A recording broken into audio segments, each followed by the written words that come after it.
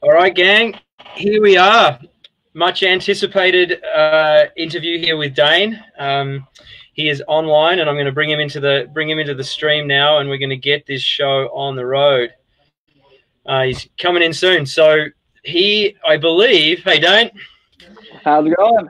Very well, sir. Very well, sir. We've just been chatting about future plans, trying not to get injured on 100-foot waterfalls you've already run, which is impossible to comprehend for me, and other such things. So we might as well get straight into it, because I think there's going to be a bunch of people keen to hear about you. So I guess the first thing, just give us a bit of a rundown on where you're at in the world right now, and what that looks like for you, for someone who's used to gallivanting all over the globe.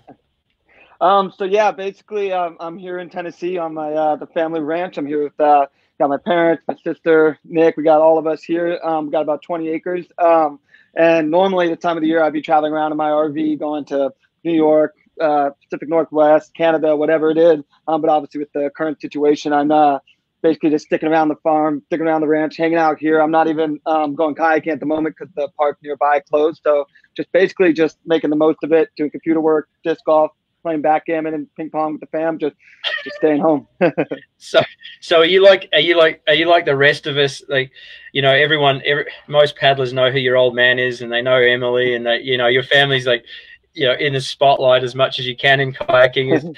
Is it as idyllic as it looks? Like, I have 3 little kids, and I love my kids to death. I love my wife to death, but there are some moments, man, right now. There are some moments. Are there any moments in the Jackson household? We do pretty well. I mean, there's always, those little spats, but I feel like because we're all really competitive, but we still have the ability to like play disc golf or ping pong or backgammon and family games. I feel like we're able to take out a lot of that kind of like built up, like 24/7 being around each other kind of thing. We can take it out on the, the battlefield of like the field and stuff. So I feel like we do well. We do well. You're doing all right. I think we're all just excited because I'm never home. So I think we're all just excited to be in the same spot, which we haven't done. And we haven't spent this much time together in a long time. Oh, that's cool, man. You have to arm wrestle your old man. That would see a lot of people. Like, if you had an arm wrestle with your dad, I reckon a lot of people would tune in for that. I'd rather not get shown up. My dad would still definitely beat me. He's a beast. Yeah. It'd be a good way to release his new boat. He released his new boat line. Arm wrestle with Dane.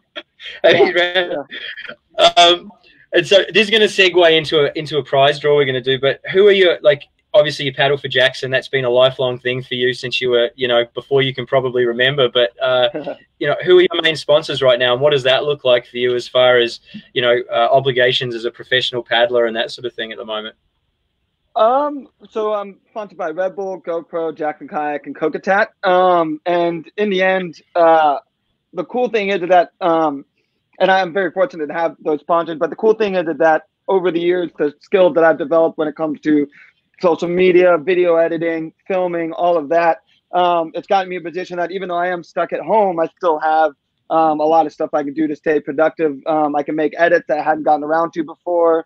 I can try to find a way to use some old footage and make some edits, as well as finding ways like this or blog posts or sending in photos, whatever it is. I'm still finding ways to still be productive for the company. And so I think in the end, I'm pretty stoked on where I'm at, and I'm just going to make the most of the next few months.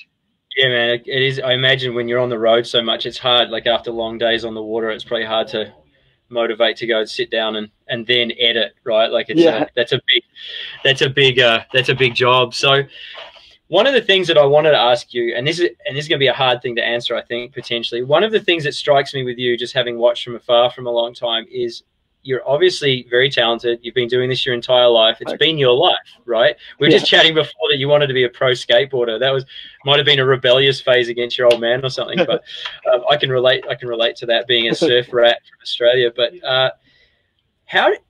what is it, or who is it, that's kept you so grounded? That's one of the things that really strikes me with you, is that with all the success you've had and all the media around you and the GoPro and the Red Bull and all that sort of thing, one of the things, I know, not professing to know you super well, but just from the outside looking in, your humility is one of the things that strikes me as a really strong characteristic. So what mentors or what environment has allowed that to blossom, rather than a bit more swagger and a little bit more, ego and cockiness? Well, I appreciate that. That's how you feel, and that's definitely what I strive to, how it looks from the outside. I'd say the main thing is that well, one, it's like we're still just a small fun sport that everyone that kayaks, we're in it because we love kayaking, and I think the main reason is that because there's no fortune and glory or massive fame when it comes to kayaking, which is great because it's like we're all in it just for the noblest of pursuits, and that is we just like kayaking, and if we can make a living out of it. But on top of that, I'm very fortunate to have the success and the whatever you want to call it, fame that I have, and all the media stuff. It's surrounded around what I love to do. And so when I get to talk to other kayakers or people excited to meet me, or I can go kayaking with some new kayakers or up and coming kids, whatever it is, we all just love kayaking. So there's no reason to be disrespectful or have an ego or anything, because I'm just a kayaker, just like everyone else. I'm in it for the same reason.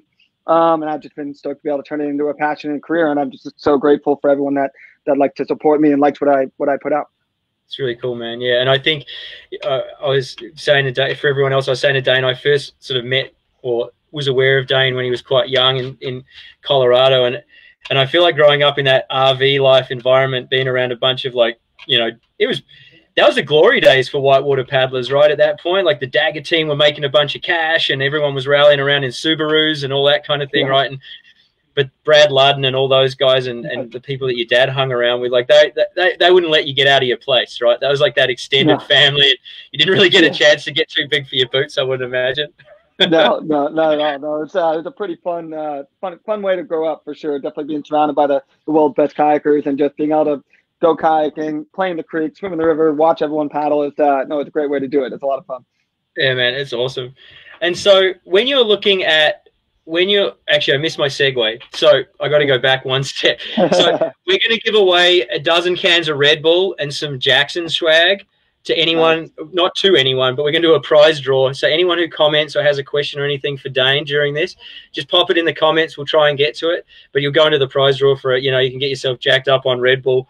We'll send that out to you and you'll be off to the races. So, yeah, send your comments for Dane and just say good day. That'd be fantastic. So one of the questions I had, I'm going to move into some questions people provided earlier, but when you're looking at new trips, how do you vet where you're going to go and what you're going to do? Because obviously you're going to be torn in a bunch of different directions every year. You've got sponsors, you've got personal goals, all that kind of thing. When you sit down and plan your year out, presuming you do that, what are the things you're drawn to? What is it, competition, or is it more like first descents, or is it big waterfalls, or what? How do you go, all right, I'm going to do this, but I'm not going to do that? Right. Well, the cool thing is that what I really like is that I like to do it all, obviously, whether it's competitions, racing, freestyle, waterfalls, big water, whatever it is, I like to do it all.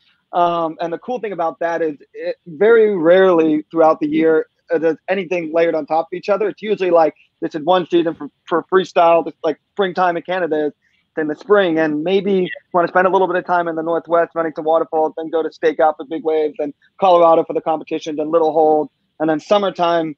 There's some places you could be, but in the end, that's a great time to go to places like Norway or somewhere that with the snow melt over the summer, whatever it is.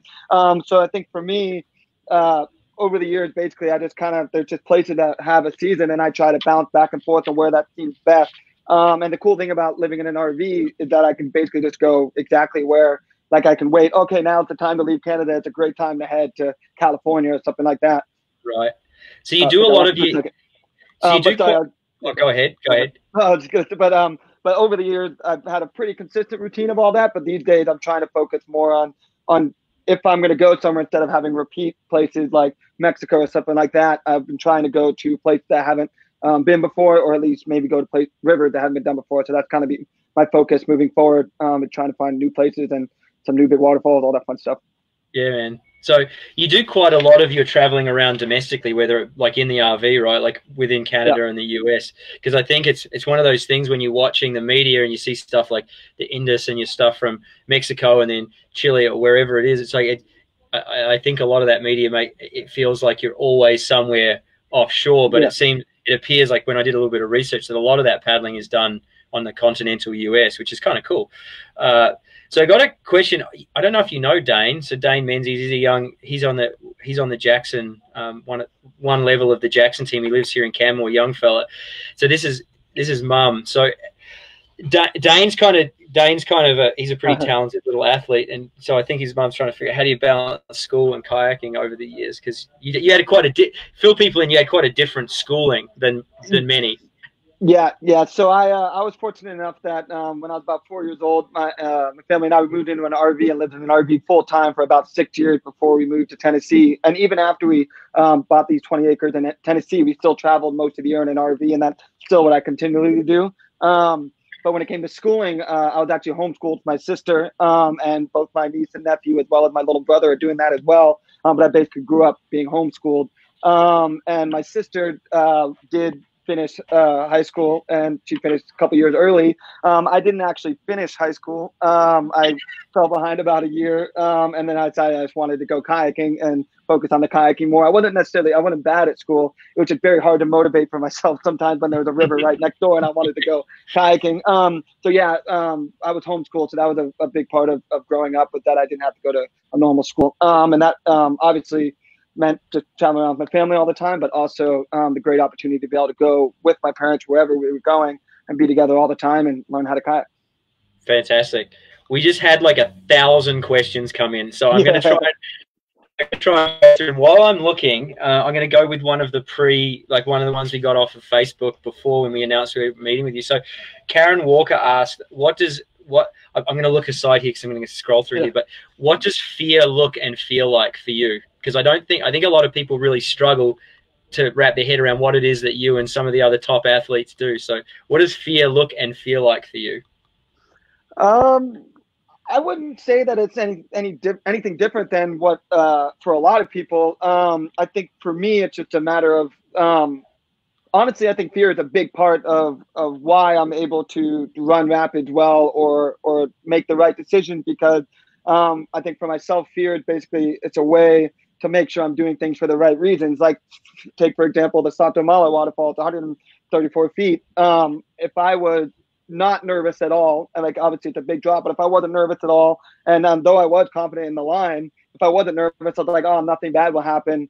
That usually means that you're not respecting the river or respecting the drop. And that's usually when things can go wrong, or you can potentially get hurt because you're clearly not weighing things the right way. So by being scared, I'm able to be like, okay, I can get hurt. This can go bad, but is it worth doing? And then when I'm nervous, I'm be like, okay, I know what can happen, but I can still be confident while running the drop at the same time, being nervous and making sure that I'm going to hit that line. So I find it's a way to balance out that, like, I feel really good about the line, but I'm also doing it for the right reasons. I put safety in the right spot. I've looked at all the bad things that can happen, and it's a perfect balance to allow me to have the best time possible.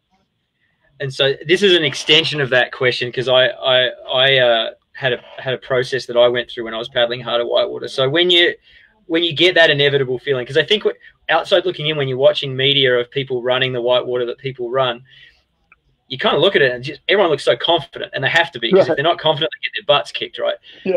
But when you're getting in your boat and the butterflies kick in, because they inevitably do, what's your process? Like, how do you mentally sort of push those down where they need to go and get game face on? Or is the nerves part of the game face? The nerves are in the end part of the game face, but I also think that a big reason why, like you said, they're inevitable. Like, I do get really nervous. I do get like the butterflies and stuff. Pretty much almost every day I'm on the water, if it's anything that got some form of challenge or something I could get hurt, I'm always nervous, and that's great because I'm always, like I said, doing it for the right reason. But I think for me, the reason why I'm able to overcome that and also probably look confident on footage and stuff like that is I make sure that I'm fired up before and after, or leading up to the drop, leading up to the rapid, whatever it is. I'm making sure I'm talking to my friends, I'm hanging out with safety, I'm jumping around, I'm getting stoked, and just keeping myself excited and engaging with the people around me. Because if I would just like go into a shell and not talk to anyone and just be quiet and walk up, it's kind of like, well, why, if it's not fun, why are you doing it? Like, so I try to have fun with the leading up to it, because it's all part of it as well. It's like when you're nervous, but then you kind of get excited. Like it's just make sure that you're like, all right, I'm stoked. I'm doing what I love to do. So I think that's kind of what I do. Kind of helps me with it. Yeah. So you're taking it. It's not just the actual moment of running the drop or the rapid or whatever it is. It's actually you're embracing that entire. You're embracing the entire system part of it, and you kind of tie that into it. And it's like you can't have that adrenaline rush without that fear beforehand. It doesn't work. Yeah. That's cool. That's a good answer. I dug that. That was really good. Thanks, man. So quick question from Trevor Fordyce. How many days on average do you paddle a year? Depends on the year. I usually end up right around 300. A lot of the time, the time locked is usually, I've been fortunate that I haven't really had an injury, but obviously I do about 5 cross-country drives a year. I'm traveling a lot to get to places. So yeah, generally about 300 days a year, sometimes a little less depending if I'm traveling a lot. Yeah. Okay. Cool. And this is an inevitable one that probably comes up every time that you have an interview with anyone. When did you last swim? When did I last swim? Well, it depends on. I basically the last time I swam was on the Sato Male drop. The only thing about that one is I didn't pull my skirt. My skirt blew, and then in the seams I basically came out. I came out of the drop in my boat, but then I had to come out in the seams after. Right. So that was basically my last swim. And then I actually swam. I got ripped out of my boat in Hawaii on this like 60-footer. I didn't know what happened. I literally landed, thought I had a good line, and then all of a sudden I was just out of my boat before I even knew what happened. It actually was a pretty long winter of coming out of my boat because just before that, on the Indus, I got ripped out of my boat in a huge hole there, which was awful. But then also on top of that, the last time I pulled my skirt and swam was on the Indus. I got destroyed in a massive hole, and I pulled my skirt and swam there. So I would say that the last time that I like pulled my skirt and like, you know what, I want out of my kayak by my own choice was on the Indus last November, but I have come out of my boat a few times over the winter.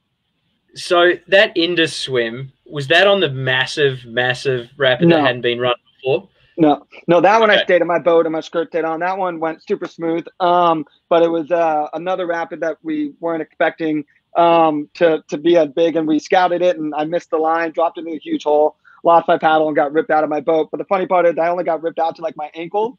My dry bag was keeping me from getting completely out of my boat. So I was actually ragdolling in the hole with my ankle still in the boat. And I was like fully ready for like my leg to break or something. But luckily eventually it ripped me out of my shoe and then I came out of the boat. But luckily that was actually the same day that I ran the big drop Malupa. But the big one that I first did, that one I stayed in my boat and had a good line. So I was stoked at all the ones. I'm glad that one went good. No doubt. So for people listening, if you haven't seen this rapid on the Indus, it's one of the single most impressive pieces of whitewater I've seen. Where can people find it? On YouTube if you want. Made an edit on YouTube. It's called the Rondu Gorge of the Indus. It's on the Send It channel. It's called Pure Power of the Rondu Gorge of the Indus. My Indus edit that I made from our trip, and go check it out. I'm pretty stoked on it. Okay. Yeah, it's really, if you haven't seen it, check it out. It's pretty impressive, right? It's pretty cool. There's a couple of questions here that kind of relate together, and then I'm going to go back to my paper here. We've got one question from Andrew is, what do you recommend for shoulder health?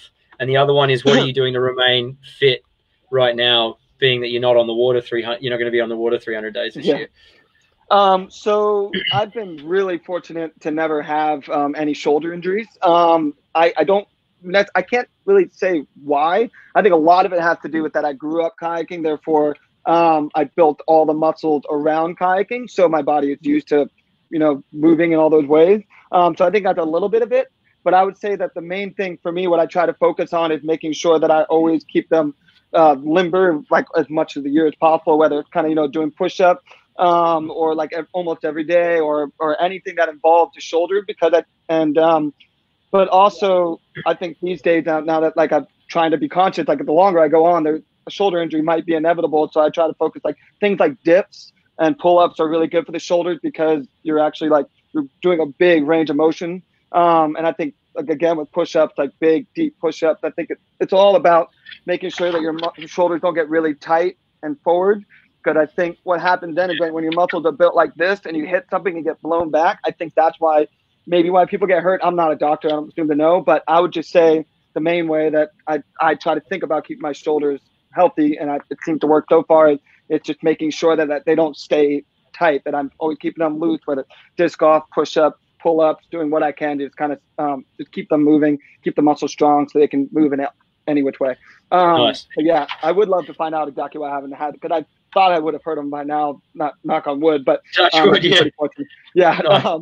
But for the staying fit during this whole thing, I actually I've never been much of a person to go to the gym. I just usually go kayaking, that kind of thing. But over the last few years, especially with the Sen Crew, those boards are all about the gym. So I've been doing it a little more. But I'm actually where I'm at now. I'm fortunate enough that we actually have a home gym in the basement.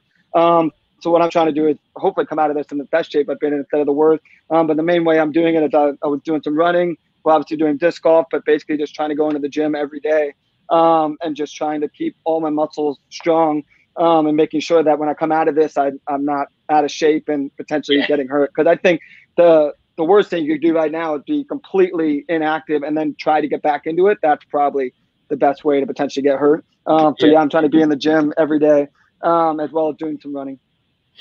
It looks like, even just by your mannerisms and body language, it looks like you would have an impossible task at being sedentary, Dane. I don't like just even when you talk, I think you burn more calories just now than most people burn in a day just from discussing. It's wonderful. So I'm going to read off a bit of paper here. Sorry, excuse my reading, but these were questions from earlier. So Kobe Trinker, who's one of our Aquabatics Whitewater ambassadors, he had the question. So how would you describe yourself as an individual if you weren't allowed to mention kayaking, traveling, or athletics of any kind? AKA, who's Dane Jackson outside of kayaking sports and the adventure sport lifestyle? That's deep. I like it. Thanks, Kobe. Yeah, we just went from pull-ups to a deep. That's a tough one. I don't really have a strong answer. I think the main thing is like excited. I don't know. That's a deep question. I would like to think that even if you took away all of that stuff, I would still just be kind of excited for whatever I have in front of me, excited to learn something new, spend time with the people I'm with. Yeah, I guess if you just took away everything that I'm known for or things I get to do, I'd still just like be a jittery, bouncing around off the walls, kind of just stoked whatever the day brings. Doing kick flips and stuff, heel flips and things like that. Eh? Yeah, exactly. What do we got here? Let's look at some questions here. Yeah, let's have a look at some questions. Okay, someone just asked why I won't post them in this swim. I'm really glad that you asked that because I have posted them, first of all. Not only are they in this edit, but the reason I want to clarify, I got like 2 weeks of people just like flooding me with like posting. I am all about posting swims, and I do not hide my swims or not talk about them. Clearly, I've already explained. Clearly. But the reason why I didn't post them for a while is because the clips just aren't that good. The one swim I got ripped out, it's just my GoPro. You can't really see anything. Right. And then the second one, there was an outside angle, but Evan stopped filming halfway through the beatdown. So there's like a 4 or 5 seconds where it doesn't really show anything. But I also, when we first started this whole thing and people started commenting, "Coach, you're in a swim," it was right in my mind. I was like, we're about to have the most amount of people seeing our sport online with the whole, like, everyone's home, they're on Instagram. We should probably be posting our best stuff and making our sport look good instead of only posting crashes, which is what a lot of other sports were doing. So that was my thought process. And then eventually I was like, I was going to post them. It wasn't like I was never going to post them. I just didn't want to post them because 30 people were like, post them. I was like, they're not that good at clip. So yeah, but I did post them. They're on my Instagram. They're like the 4 posts. April 1st, I posted the April Fool's one, and I posted over the next few days of them. They're all on Instagram, and then as well as my in this video. So I do post them. So we got a good one, an interesting one here. So obviously you have a very, very strong background in freestyle, having been a world champion multiple times and in multiple disciplines, right?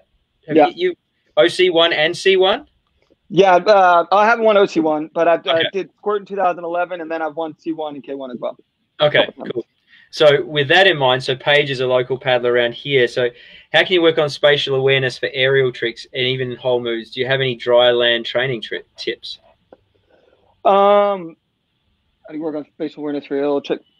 I would say the biggest thing. Well, I wouldn't say that I have dry land tips, just because if you mean like where you are when doing the trick, as well as like where you are in the future. I wouldn't say that I have like any dry land tips, but the main thing, the best way to learn that is to just keep trying the trick. Just like if you have the opportunity to be in a feature where you're trying to learn whatever tricks you're working on, take advantage of the time there. Do that same trick over and over and over, and then eventually you'll get a better idea of what it feels like to be upside down or rolling up in the hole, jumping out to the side, as well as if it's a trick you're trying to learn. The more you repeat it, the more you're going to get through the process and figure it out. So I think the biggest thing that people don't do, like for example, when training for competitions, a lot of times say that a lot of people want to learn how to be nasty, and all they really ever work on is loops, but they want to learn how to make nasty. They'll go in, they'll do loop, cartwheel both ways, spin both ways, and then now that they're tired and like, okay, I can flush now, Right. they go for the McNasty because they expect to flush. And that's the worst thing you do because you're almost just preparing to fail because it's the trick you don't know.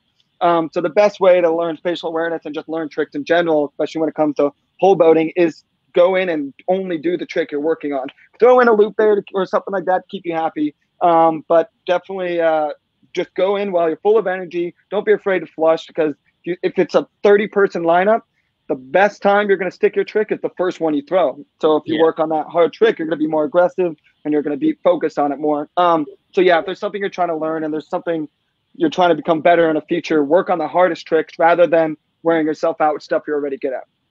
That's cool. I dig it. Yeah, with the instruction side of things with freestyle, we often look at how you like learn the building blocks as well. So it's like there's no point trying to learn a McNasty if you can't already loop.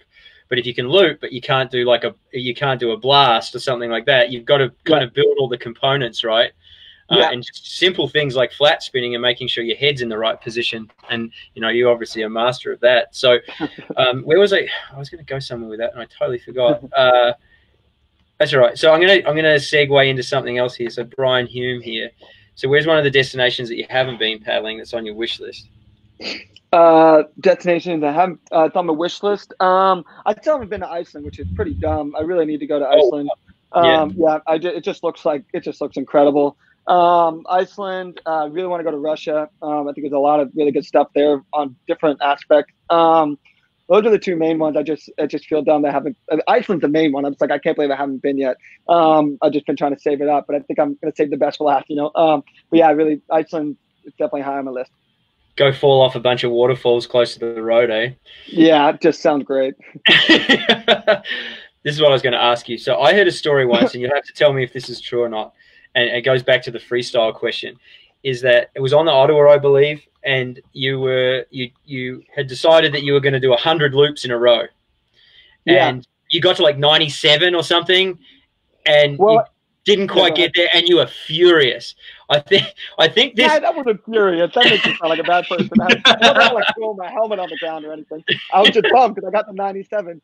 It took me almost 3 weeks to get to 100 loops. It's like this tiny little loophole, but it's a really good loophole. But I think I kept flushing it like 20 and then 50 and then 60, but it took me like 3 weeks of dropping into that hole every day when going by. And then I eventually got it. And then when I got to 100, I was like, okay, I'm done. I think I did 101 and then peeled off. So I think for people who are trying to learn freestyle paddling, because I think freestyle paddling is one of those, it's like anything. When you have someone who's very talented at it, it looks smooth and it looks easy, and you don't see all the nuances that go into it. I think freestyle paddling for many people is one of the most frustrating enterprises in whitewater kayaking because it has a very low reward structure early on because you spend a lot of time upside down, you get a lot of water on your nose, you bash paddles off of rocks, you bash your heads off of rocks depending on where you are. So talk about your mindset and you probably know how to do every trick in the book now, but in the past when you've gone, okay, I'm going to learn trick X, how do you go about that? What's your strategy behind that? So two things on the whole boating thing. One thing I will say for those that are curious, definitely remember that freestyle kayaking and surfing features, you will learn a lot of skills in that will apply to every aspect of kayaking. So don't feel like just because you're only working on spins in a hole or working at surfing side to side that you're not going to be using that for your entire paddling career as well. When it comes to trying to learn tricks, say that you've got a few tricks and you're trying to learn a McNasty. If your loop isn't really good, you're not going to learn a McNasty. So make sure that you hone all these little skills that seem like if you get one spin, you don't just never spin again and say, I'm going to go learn how to loop or McNasty now. Like, make sure you dial in those base skills before you try to move on to the next thing. Like I said, just keep repeating until you're where you want to be. And then for me, when it came to learning stuff, and I'm still trying to learn stuff to this day, I guess the easiest way to explain it is that you just can't have one without the other. So for myself, when I was learning tricks, I made sure that I had particular skill. Like, for example, I couldn't pistol flip even up until 2015. I couldn't even do like a McNasty on a wave. And it was a trick I always thought looked sick, but I couldn't do it. So what I decided to do is I worked on it in flat water. And I could do it over wave on downriver, but I couldn't, and flat water, but I couldn't do it on the wave. But basically, I just made sure to go and work on that every day in flat water as well as just on the wave, whether I landed on my face a million times that summer until I started to get the trick going well. And then, so when you're learning a new trick, try not to get frustrated. Like if you're getting frustrated, you're clearly not actually enjoying being on the water, which defeats the whole purpose. So when you're on the water and you're trying to learn a new trick, whether it's a spin or a back leap nasty, for myself and everyone, it's just make sure you're having fun with it. Like, just if it's something you're trying to learn, that means that you're progressing. You're not sitting around doing nothing. You're actually trying to learn a new trick, which should be an exciting thing. And yeah, it can be rough that it doesn't come as quick as maybe something else you learn. But really just focus on, have fun with it. See if you're getting closer. Ask someone on shore like to watch and do it with friends and just enjoy yourself, because I think that's where people lose progression the most, is when they just get all frustrated and decide they're not having fun anymore, which is like, okay, well then why are you kayaking? You're trying to learn a new trick. So yeah, have fun with it and just keep working on that trick over and over. Give yourself a trick you're already good at occasionally to make yourself still feel good, but really just focus on that one thing as long as possible, as long as it takes. And do you, being in the position that you're in, obviously this is not something that everyone can do, but if you're, when you're preparing for worlds or when you're preparing for competition and you want to learn a new trick or a new combo or something like that, do you look for a feature that you identify as like, man, that's a good place to learn it? Or do you just take organically whatever you can get and learn it in that environment? Because it's, there's certain features that lend themselves to certain moves, which would improve that progression. However, once you learn it on there, it may not translate into something more challenging. So, do you look for a particular feature, or you just kind of go with what you got and figure it out? I would say the main thing is that when you're trying stuff over and over in a certain feature, you start to realize that, hey, this actually might be good for this other trick. So obviously know what kind of feature you're dealing with before you're trying to learn a certain trick. Like, you're not going to learn how to air screw on a lot of small features in Salida, or like maybe one of the little waves you can work on, but like the main hole, you're not going to learn how to air screw there. It's a great place to learn loop combo, the back leap nasty, that kind of thing. So I would say that for myself, it's usually like, usually I get somewhere and I'm working on a trick I already know, or just kind of trying to hone in a trick, and I realize, oh, you know what, I might be able to do this trick there. So it's definitely kind of like a, kind of comes to me that's kind of like, oh, this actually might be really good for Long McNasty or air screw combos or something. Like, for example, the Ruins wave in Canada, like most people go out and they throw air screws and stuff like that. But as soon as we one season, we were like, this might be the greatest place to do 3 air screws in a row, or for me to learn how to blunt McNasty, that kind of thing, or air screw clean blunt. Like, there's just certain features that are just better for other things. So make sure you kind of like know what you're dealing with, so that way you learn the trick properly in the right spot, and then you can apply them everywhere. Nice. That's cool, man. So here's a good, seeing as we're in Canada here. There you go. What's my favorite kayaking experience in Canada? That's a tough one. A lot of good stuff has happened there. I've done practically grew up on the Ottawa. Got to go to Stakeout almost every year. Won the 2015 World Championships there. Hard to say. I would say that one of the better experiences, I don't remember well, but I remember being pretty fired up when I was like 4 or 5 years old, doing the middle channel, I think, for my first time. And I'm pretty sure I was pretty fired up. I didn't paddle the flat water. I actually had to get towed by my dad or someone. But I remember being pretty fired up on that. I also, actually, when I was 8 years old, I ran Dragon's Tongue on the middle channel with my dad's class, and or 8 or 9 or 10 or something like that. I remember being super fired up on that, because that was like a big rapid for me, and super stoked. That was a good one, because that was like a big step up for me. So anyone who's out east, or anyone who's paddled the Ottawa, put yourself in those shoes. 8 years old running Dragon's Tongue. I think I might have been 9 or 10, but yeah. Whatever, man. That's pretty hilarious. Like, it's hard for people to wrap their head around that. So lots of fond memories of Canada, obviously. Yeah, I can't really pick one. I grew up there, and I'm keep going there for the rest of my life. Yeah, man. That's all. Yeah, because your old man teaches there. Teaches on the Ottawa every year, right? Like, he goes back up there as well. Yeah, and I try to go back up for the Keeners and coach the Keeners when I can. Oh, so you do work with the Keeners, man. They must get a kick out of that. That'll be really cool for them. Fun. All right, so I got a question here from Brad Colville. So what do you see as the future of whitewater yeah. So what do you see as the future of whitewater kayaking in terms of you as an individual and the community as a whole? We were kind of talking about like the fear gene kicking in at sort of 30 or whatever. Yeah. I think that some of that, but yeah, what do you see the development of whitewater paddling for yourself into the future, and then also the community at large, which you're a big influencer for? I would say for myself, it's just taking everything in its stride. Like right now is the time that I feel most confident in big waterfalls, in racing, competing, all of that, and I plan to try to keep that as long as possible. But I think for myself right now, my mindset moving forward from like once this is over and onward is I'm going to try to really focus on doing all the stuff I love, like going to the Ottawa, going to the PNW, California, all that, but also go ahead and really try to think about new places that I can go, whether it's kayaking's never been there or it's a new place for me, and really just focus on new places and new experiences, and then go back to the stuff I love and later on.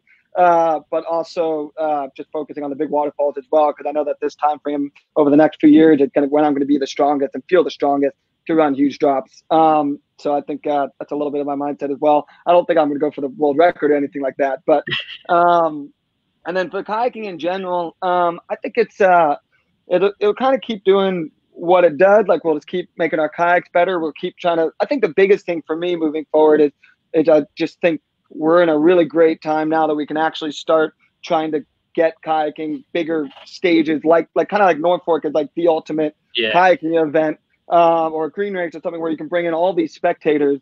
That kind of stuff I would love to see more of, because not only does it bring more awareness to kayaking, get people more stoked, but it's just great for the athletes because we have big events and fun gatherings to look forward to. As well as on top of that, I would love to see some form of artificial waterfall where you can bring the waterfall to people and do like a freestyle off a lip competition or something like that, because it's all the waterfalls that are good for freestyle, that kind of stuff, it's just out in the middle of nowhere, where if we can bring it to the spectators, we might be able to give ourselves like our own kind of X Games thing.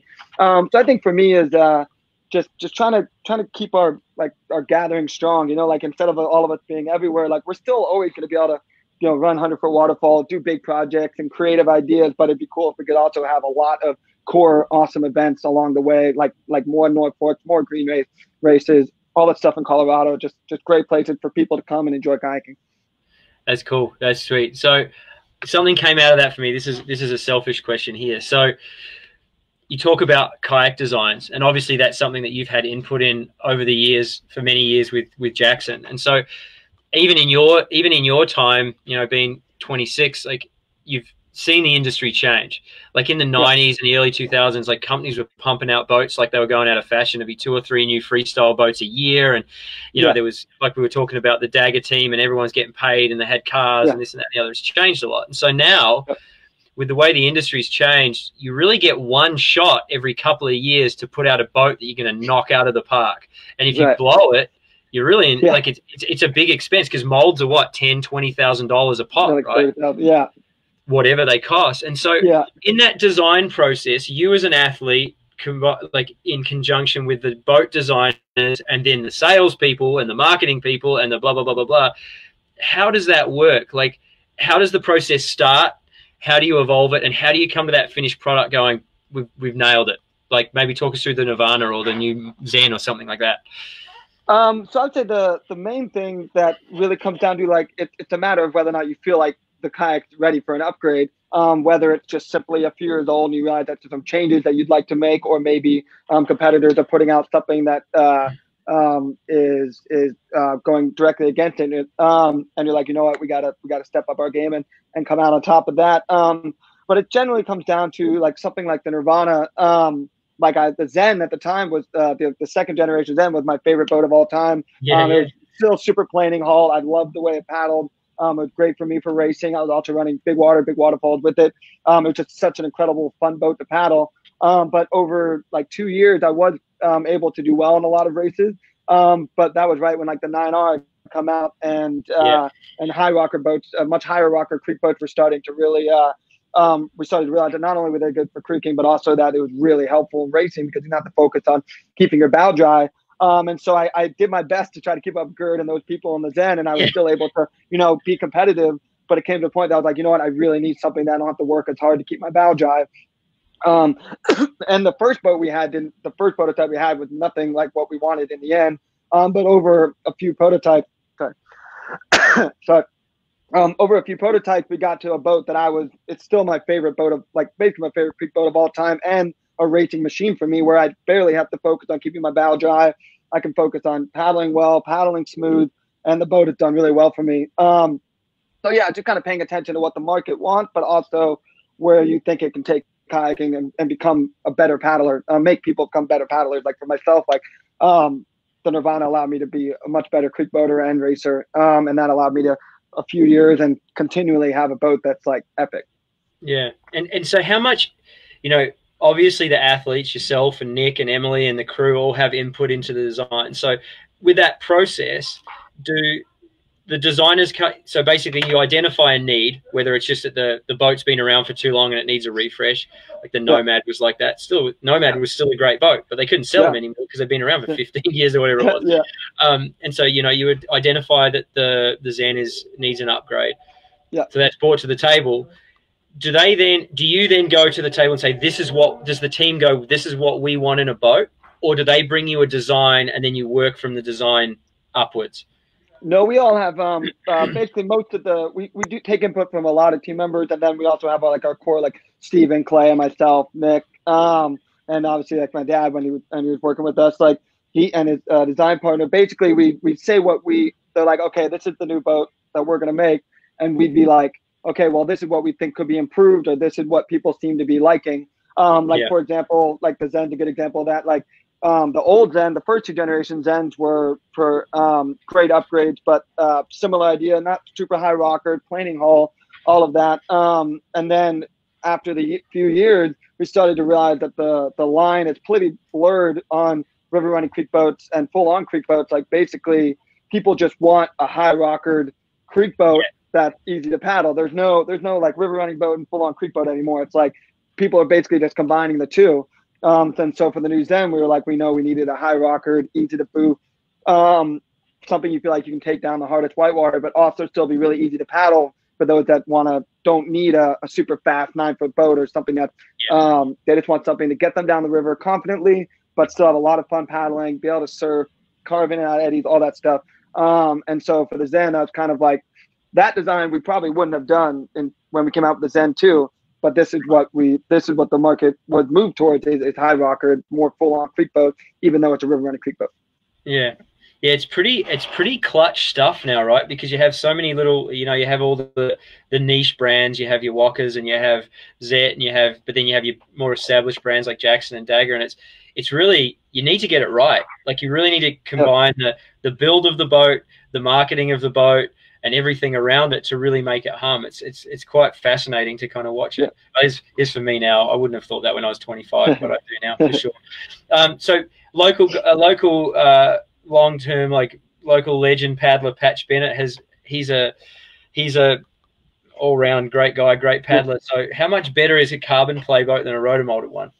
So you don't need we don't need carbon boats. Like I used to only paddle plastic, and a lot of times I'll actually, in the springtime in Canada and places, to prove to the people that are like, oh, I just need a carbon boat, I'll get in plastic and do just as good. The only two things that carbon boats really come down to is, yes, they are a little lighter, so you do rotate a bit faster, but a lot of the play boats, especially like our carbon, our comp Rockstars, are not much heavier than the carbon boat I have. They actually might be about the same weight. Really, all a carbon boat comes down to is for waves and stiffness.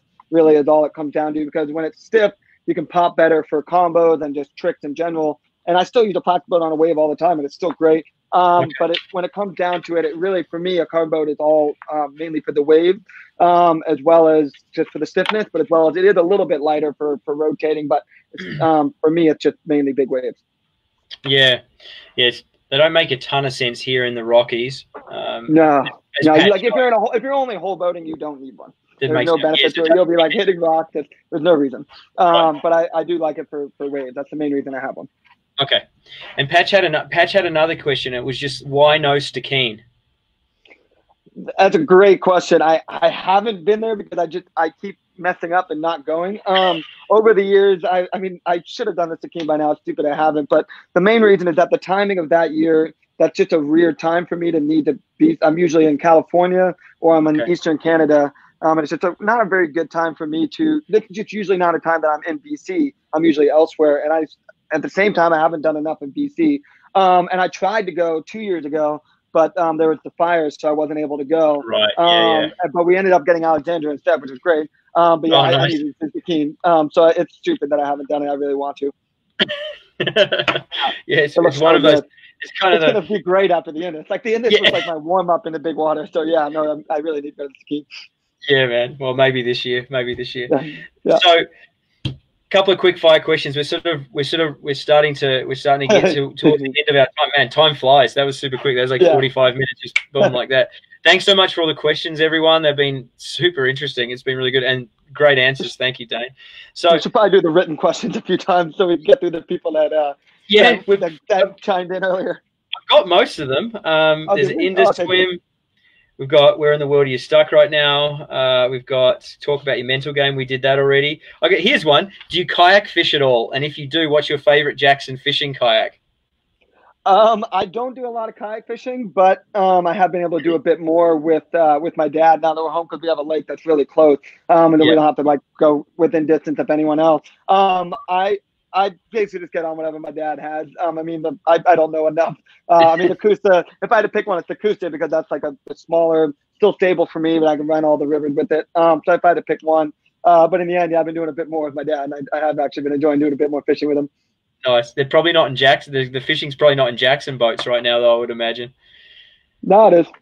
Oh, it is? Oh, not in the new ones? No, yeah. Prototype. Yeah.